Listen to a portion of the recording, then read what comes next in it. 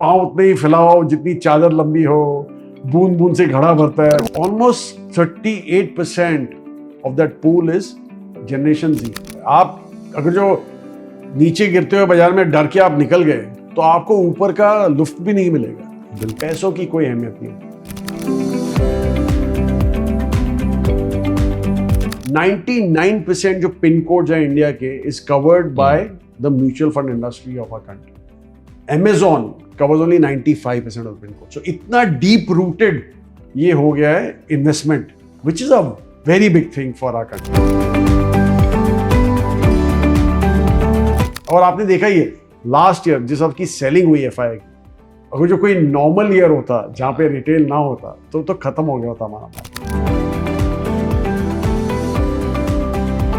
India का market आप देखिए जिस हिसाब से जो बेयर रन है बड़े छोटे होते हैं, बुल रन आर बड़ी बिग। सो ऐसा क्यों होता है जी? इसलिए है क्योंकि हम एक इमर्जिंग इकोनॉमी है और एक्चुअली हमारे को हमेशा कैपिटल की जरूरत रहती है एंड इन्फ्लेशन भी हमारा एक थोड़े हद तक ज़्यादा रहता है फ्रॉम द वर्ल्ड सच, क्योंकि as a emerging economy you need to have that inflation upside.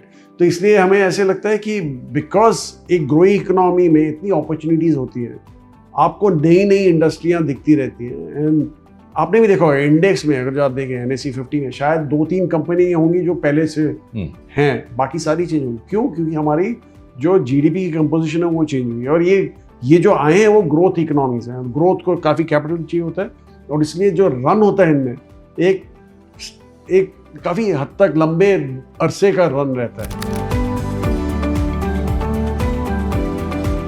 Overall number NSE 500 के वहाँ पे ग्रोथ थी कुछ 15% अर्निंग्स की, which was a very big up move, क्योंकि आप जून का नंबर देखें तो वो 4-5%।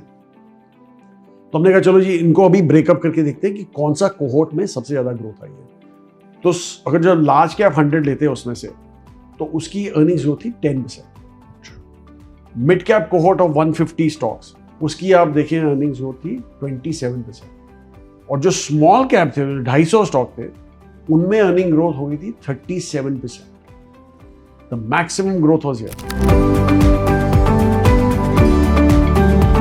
मार्केट में आपको पता है प्रमोटर्स खराब होते हैं, इंडस्ट्रियां खराब होती हैं, वैल्यूएशन खराब होते हैं, थीम्स खराब होती हैं, काफ़ी चीज़ें, कॉर्पोरेट गवर्नेंस खराब होती है, अकाउंटिंग खराब होती है। तो हमने बोला यार ये सब पैरामीटर्स में हम पहले एलिमिनेट करना चालू करें। और ये हमने ऐसे ही नहीं सोचे, हमने एक्चुअली अंडर परफॉर्मेंस देखे मार्केट के। जब हमने शुरू किया था 2005 में तो हमने ये अंडर परफॉर्मेंस देखे मार्केट के और हमने कहा इनमें प्रॉब्लम क्या है। तो ऐसी 8 ऐसी खामियां निकली और हमने यही रियलाइज किया कि एक भी खामी होगी तो ये स्टॉक अंडर परफॉर्म करेगा। तो इसलिए हमने पहले बोला ये खामियों पे पहले आप रिजेक्ट कीजिए, हमें चूज नहीं करना, पहले रिजेक्ट करना है, जो रह गया वही अच्छा है। Velocity of money is what can drive economics and ये जो पूल है वो 38% हो गया अभी।